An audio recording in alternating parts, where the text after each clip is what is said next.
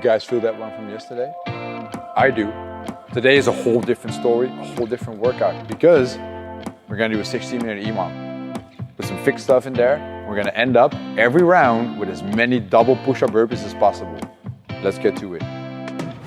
Okay, so 3 different movements in the warm-up, and we're gonna actually use a part of the Turkish get-up twice, 2 different parts actually, to warm up the body. So some nice big range of motion type of movements, really focusing on core stability, which seems to be very important. So let's do that. The first one is gonna be using a bottle here, okay? So whatever you have, it can also be a very light object, can even be your fucking shoe, shoe, I mean. You're gonna grab the bottle in the left hand first, we're gonna press it up to the ceiling. At home, you really want to practice this. Then you're going to have the same leg as the arm being punched into the floor, and your free arm is right out to the side. What we're going to do is roll over by pressing to the foot, through the elbow, through the wrist, and then sitting there. Beautiful. Now we roll back down, elbow to the floor, shoulder into the floor, other shoulder into the floor. Boom, that's 1 rep. Let's do 2 more, gentlemen. We roll, we come up, and we keep pushing into the object we're carrying overhead. And a very good cue for Turkish get-up styles is keep looking at the object. That's good. Now rest there for a second. We do this for 5 reps on one side, and then we actually move on to the other side also for 5 reps. Then the movement after is actually the second part of the Turkish get-up, which is called a bridge. So gentlemen, let's do 1 more sit-up. Let's wait there. And now from here, what you're going to do is you're going to squeeze your butt and extend your hips up. Boom. You're going to come back down with the hips. You stay there. You squeeze your butt. You come back up. Boom. And I need you to try to squeeze. You guys keep going. Squeeze and get your hips up as high as possible. Because in the actual Turkish get-up, that is where the other leg comes underneath the body. Very nice bridges. Good job, guys. Let's rest. So we also do that one for 5 reps on one side, moving on to 5 reps on the other side. Now our third and final movement of the first piece of today is going to be a mountain climber, but then with the twist in there, so the cross mountain climber. I need you guys to start off with the right leg, please. So pull in the right and pull it to the left elbow. Boom. Now what they're doing here is they're keeping their hips nice and low. And with low, I mean in line with the shoulder. So really focusing on that twisting motion in the end there really helps you fire the obliques properly, which is also good for stabilizing the core. And like I said, it seems to be very important to work on core stability, which is what we're doing in today's warm-up. Great job, gentlemen.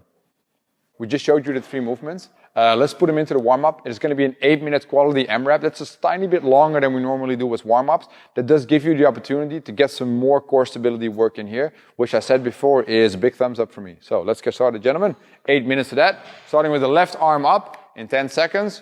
We're going to do 1 round with you guys before you guys take over and finish off this warm-up. And we start in 3, 2, 1. Let's go. So if you have a shoulder injury, you can even do this movement without an object. That would be great. So this is the Turkish get-up sit-up. So probably it's called a Turkish sit-up. Yeah, that makes way more sense. So 5 reps of rolling over your arm, extending all the way through, looking at the object here. And then you just switch sides. So you get your right arm up, right leg up, left leg down. And really make sure that when you do that roll over, that you actually press through the standing leg there. You press through the standing leg. Very good, guys. Keep looking up there. What also is a fun one to do is getting an empty cup of water and use that on the palm of your hand. And then when it's very easy, you do what? You fill the cup of water. And then you still do this. Yeah. That's great. And we move on to the other one. And I always like to tell the story about a class that we did here at UnScared with, when we had the robot in class. And the challenge was after weightlifting class to do bottoms up kettlebell Turkish get-up. So you guys know what that is. So you have the kettlebell reversed. And then we placed a cup of water on top of his kettlebell with water in there. And then do a Turkish get-up. I think that's a very good exercise to do at home as well. Specifically if you have to mop the floor after. That's great. They're doing the bridge right now, 5 reps aside, really focusing on extending the hips by squeezing the glutes and trying to press to the heel instead of through the toe. But once you start pressing to the toe, it's a lot of quads there and we need a lot of glutes to do the work. Then after doing 5 on each side, we're going to move on to the slow mountain climber. And that's the cross mountain climber here, because we like to fire the obliques a bit more. Core stability all over it, bro. That's what's up. All right, so they're finishing up a round.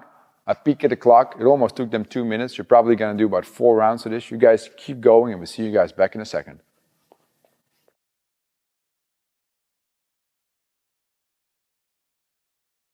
Okay, we're going to now do the second portion of the day, which is the best solution to fixing your squat. What is it? Sitting in a squat. How? Actively. For how long? 5 minutes. How do I split it up? Preferably not. And if you have to, you accumulate 5 minutes. That's all we're going to do here, right? For some people, this is a big fight. For others, this is very easy. If this is very easy for you, you can always add a bit of weight, but then just ditch the weight, consider it a proper warm-up. I think that's way more important to do here. Now, what I'm going to do with Edward and with Sval here is the same as with you guys. I'm going to set the timer. We're just going to get started. I'll talk you guys through while you're sitting in there, what to aim for, and then you guys continue while we cut it off after about a minute here. So, you're going to get your feet in shoulder width stance. I'm going to start the timer in 10 seconds. When you hit the last beep, you're going to sit down in your squat, and I'll talk you guys through. 5, 4, 3, 2, 1... sit. Good. Now, what do we do here in this squat bottom? First of all, it is active. Now, the big difference between active and passive is with passive, you're just leaning into the squat and sitting there. With active, you should be able to jump up at any time. So if I would clap in my hands, you should be able to suddenly get out of the squat firmly using your quads most of all, instead of just shooting your butt up. So that's what we call active. Now, points to aim for here is pressure in the floor. It should be heel, big toe, little toe throughout the whole time. The knees, where are they? I don't want you to listen to Kelly Starrett. No, I want you to keep your knees in line with your toes. Very, very important. Just straightforward. It is a knee bending movement, right? Then where are your hips? They're right on top of your heels. How about that? They're sitting straight down. Where's your chest? Preferably as high as you possibly can. So maintaining an upright position is ideal and try to get a very good squat bottom. This is also the best mobility solution for getting to work on your squat mobility. Just spend more time in the area of trouble, which is the squat here. Well, that took exactly 1 minute of talking. That was exactly my main idea. That's 2 times exactly. So let's exactly pen the camera to me right now, because the exact thing that I will do right now is cut off the gentleman, and you guys continue for 4 more. Good luck.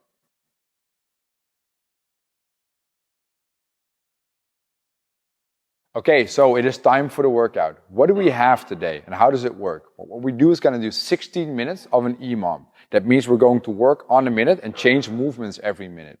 It's going to be 4 rounds of 4 different movements. The first 3 movements have a fixed rep scheme. That means in the minute, you have to complete the rep scheme and then rest the remainder of the time. The 4th movement has no rep scheme. It means you do as many repetitions as possible, and that'll be the double push-up burpee in this case. Now, let's have a look at all of the movements, including scaling options, and make sure to grab your heavy bag that you can use at home. Another object is also fine, whatever that's heavy. And if you have a jump rope and can use that, we'll also show you what you can do instead of the jumping jack by doing a form of jump roping. Let's go. Now, the gentleman here, Sval and Ed, Sval has jump ropes at home and can jump in his living room. Ed doesn't have a jump rope. So Ed's going to do the idea of today, which is the jumping jack, and Sval will do some single unders. You guys keep going. Let's go. So they both have the jumping movement in there, and the tempo is actually pretty similar. Now Sval is very comfortable in single unders, so if he wants to, he can turn the 45 reps into double unders as well if you like that. Can you give me a couple of doubles, Sval? Boom. There you go. And rest, buddy. And Edward is just doing a jumping jack variation. So don't alter the rep scheme. You should probably be working 30 to 40 seconds, right, in the first minute with the scaling option that you chose. So make sure you do that, or otherwise you do a practice round to check it out. Now Edward will show you what to do if you have an injury. And this injury we're talking about is either an injury option for jumping, but also apartment option for no jumping. That is the mountain climber. Now instead of doing 45 reps, I just want to see 30 quick reps here. Let's go, Eddie. Boom. And you can do the fast one. Boom, boom, boom. Here we go. Look at that. That is fast magic. Hips staying nice and low. Now you can rest, buddy. That was great. Some fast mountain climbers, good substitution. The idea is just to get the heart rate up and some range of motion in there. Now, our second movement, we're going to need the bag, gentlemen, at home as well. Grab your bag to practice these with us. The movement says in the description, clean and jerk, which means we're going to move the bag from somewhere below the knee to the shoulder to overhead. Any style is going to be allowed. So please don't start squat cleaning and split jerking on me. Just give me some kind of a power clean into shoulder to overhead. You guys do a couple of reps for me, please. Boom, boom. Obviously, when we're doing this, what I still would love to see is the legs doing most of the work, right? Legs are the driving factor in getting the object up. and the arms are for a nice and quick finish in that turnover, and also when finishing that extension overhead. You guys can rest. So what I'd like to see there is what they were doing is once the bag was coming down, they were not just getting the bag down, they were also dropping the hips to keep that nice starting position of the clean with the chest being up and forward and the butt being nice and low. All right. Now, scaling options that has to do with injuries, we're going to go for two different things here. If you cannot pull because of elbow injury and it's too much pulling for you in the volume, then we go for thrusters with the bag for 15 reps. So we front rack that bag, we squat it down, boom, and we thruster it. So at least a squat hold was for something, right? Thrusters here, beautiful. That's good. Now, the second thing that we can do is if you cannot go overhead, in that case, we keep the clean in the clean and jerk, but we make that a squat clean. So let's show that. Squat cleaning the bag. I love how he's not curling the bag, but he's literally pulling the body under the bag. Beautiful done. If you have a med ball, you can use that as well. If you have one dumbbell, you can take the dumbbell on the side. You can do that as well. If you have a kettlebell, don't attempt this with a kettlebell because you're going to smack yourself in the face, which is bad news anyways. So let's have a look at our third movement. The third movement requires the floor and your own body. That's great. So we will do a tuck up here. Now for the tuck up, both gentlemen, please start with the regular tuck up. And you can keep your arms forward. Sval, you can come with your arms back. And give me a couple of reps here of the tuck up. Boom. So Sval's variation is slightly harder because in the end position, his arms are away from the middle. So the more of your body is away from the middle, the tougher it becomes. Ed has his hands more forward, which is a bit easier here. Now, if that is too complicated for you or your lower back hurts too much, I need you to keep the hold position here. You can even touch your toes a bit if you need to or keep your ankles firmly. That's all good. And then you do this for 30 seconds in total in that 1 minute during the EMOM. Great substitution. Now, let's have a look at our final movement. And what is that? That is the movement we're going to do for as many reps as possible in a minute. And it is the beautiful double push-up burpee. Now, what we'll show you off the bat is two different styles of burpees with the gentleman. So Sval will do a fast jump burpee with perfect push-ups. Ed will do a walking burpee, but he's also going to show you the perfect push-up so you first see how it should look like. Let's have a look. Let's do 4 reps, guys. Boom, boom, Okay, let's do 3 reps. Boom. So they both go to the floor, and instead of just collapsing on the floor with the chest, they actually go into a perfect plank. And if you guys looked at that, you can easily rewind and see it again. They go down, they first hit a perfect plank, then they do a full push-up, they do another full push-up, and in that second one, that's where they jump up. So there's not the real burpee thing where you just collapse on the floor, you warm yourself up. Now, first thing you need to scale is the level. And why should you scale the level? Let's say you just don't have that push-up yet. In that case, what I want you to try to do is you're going to hit that plank, then you're going to control yourself on the way down until your chest hits the floor, then you warm up, you hit a plank, and you do it again. Ed will show you guys that. So let's have a look at Ed doing that. He's going to go to a plank, he's going to go controlled, warm up, hit a plank. Control, warm up, get out of there, finish the burpee. Good, rest. That is the scaling on the level base. Now what we can also do is scale this for injuries. Now we're going to first look at the no jumping injury, which is also the apartment injury. He actually showed that already, so he'll do 1 more rep of the stepping burpee with no clapping finish. Let's go, Ed. Double push-up, stepping burpee. So this is let's call this one from now on the silent burpee, right? Because there was no noise whatsoever.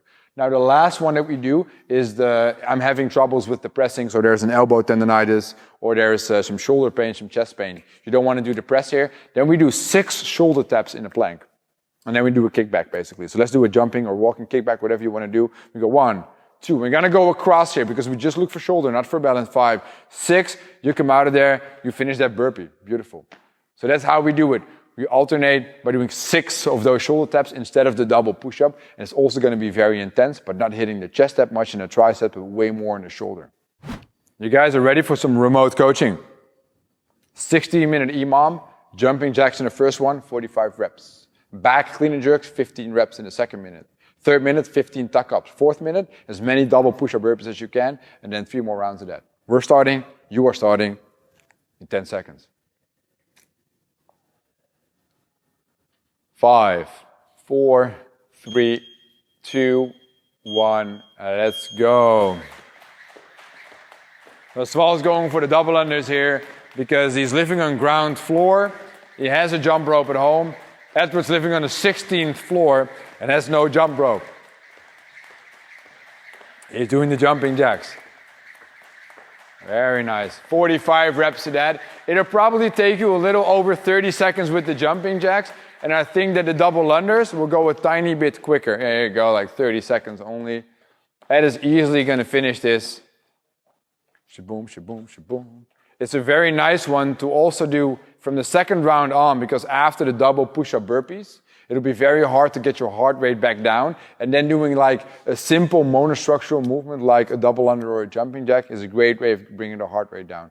We're going to get ready for the back clean and jerks, which we'll do in 10 seconds. I need 15 reps of that, and please don't rush these. Make them look very nice.